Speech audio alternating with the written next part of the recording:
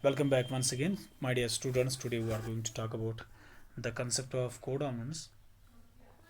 Codominance is another variation from Mendelism or deviation from Mendelism. And before we start discussing the concept of codominance, we should know what was Mendel's stand. Okay, Mendel believed that the two factors of a character they show dominant recessive relationship. That means this A is dominant over this A, and because of this dominant recessive relationship, only one of the two parental phenotypes is expressed in the F1 hybrid. Okay, that is the concept of dominance.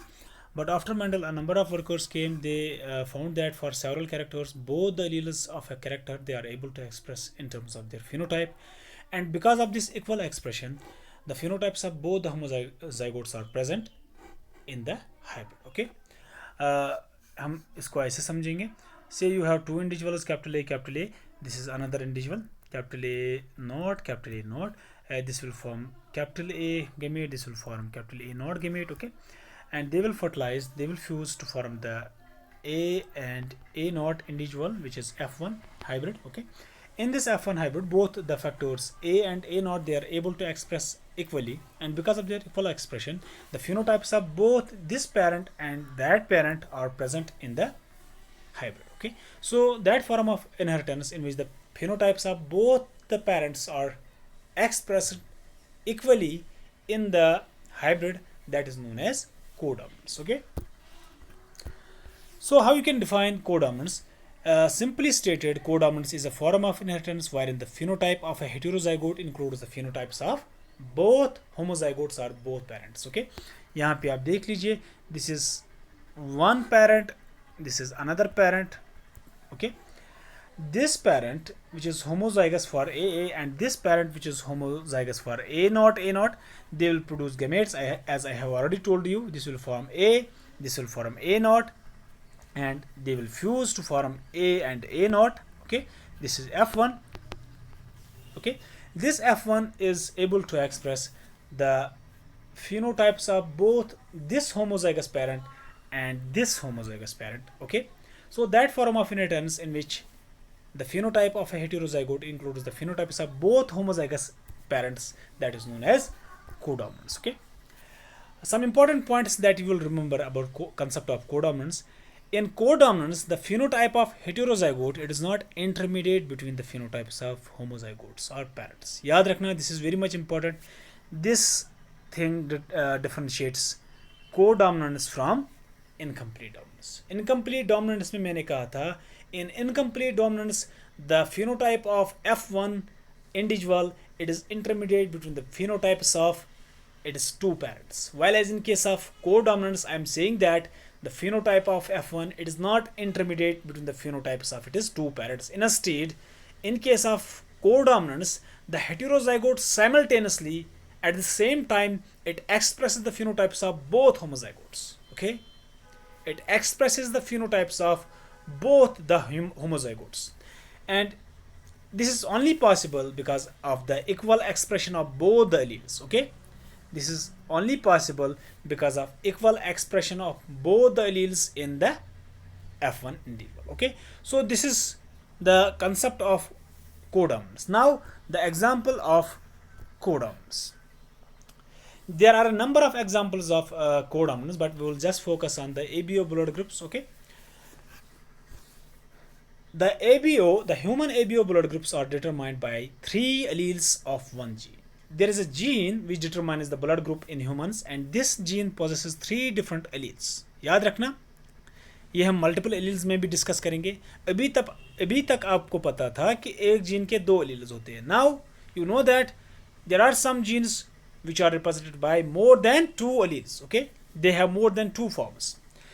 These alleles interact in several ways to produce four types of blood groups in humans.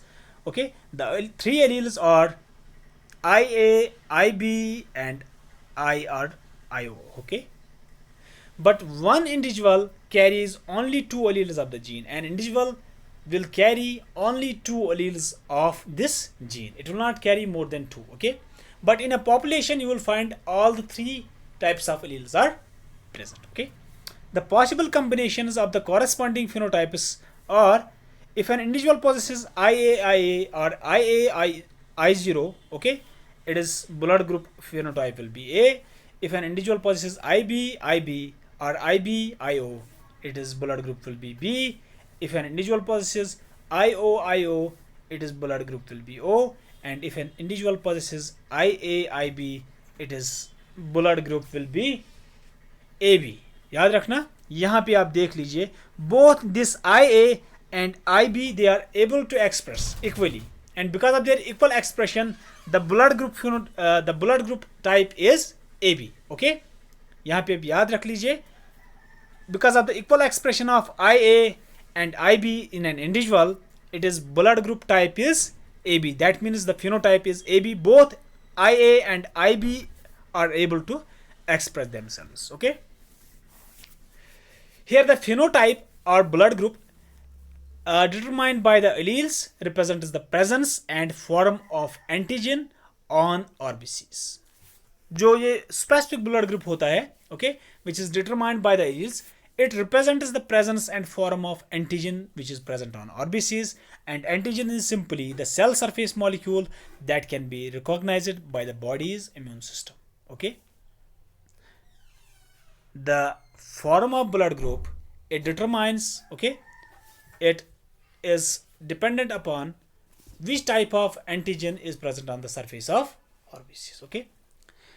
The alleles IA and IB determine two different forms of antigens. जो allele IA and allele IB है, they determine two different forms of antigens deposited on the surface of RBCs, and allele I0 does not code for any antigen protein, and that is why this allele is also known as null allele. So अब simply याद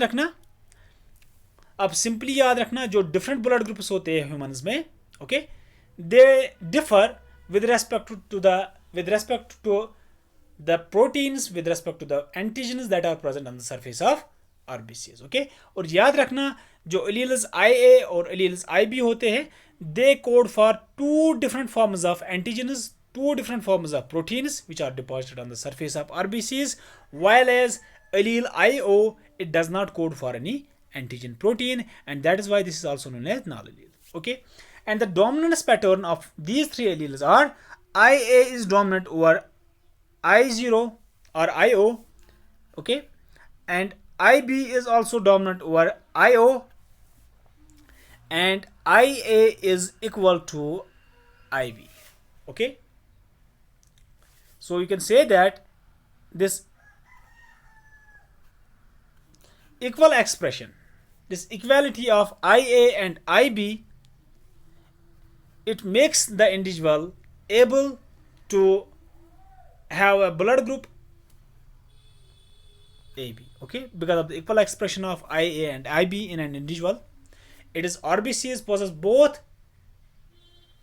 A antigen and B antigen. Okay, thus in a heterozygote with IA IB allele combination, both the alleles are expressed in the form of phenotype.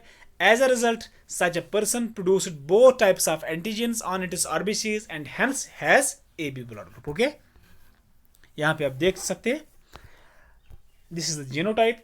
Excuse me, this is the genotype. If an individual possesses IAIA or IAI simply, okay,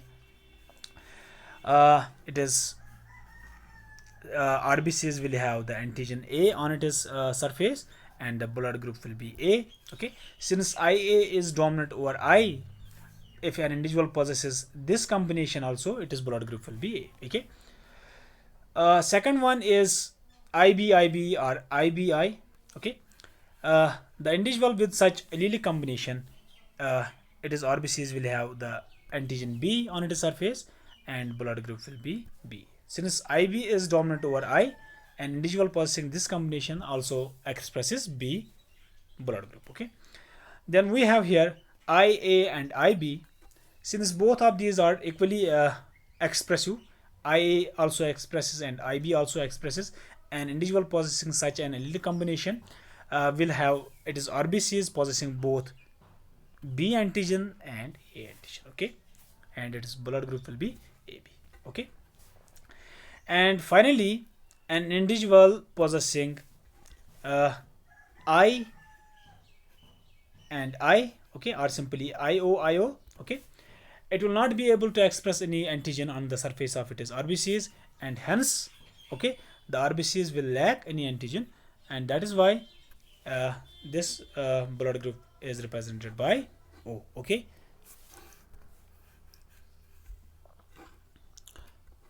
So this is all about the concept of codominance. Okay.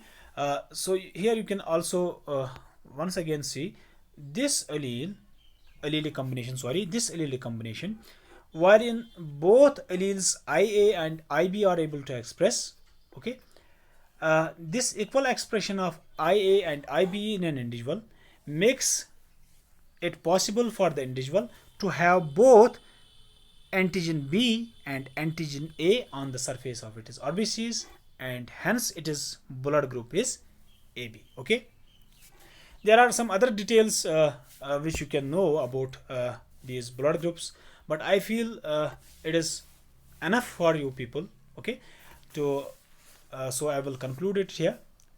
See you soon with the next lesson on genetics. Till then, God bless you.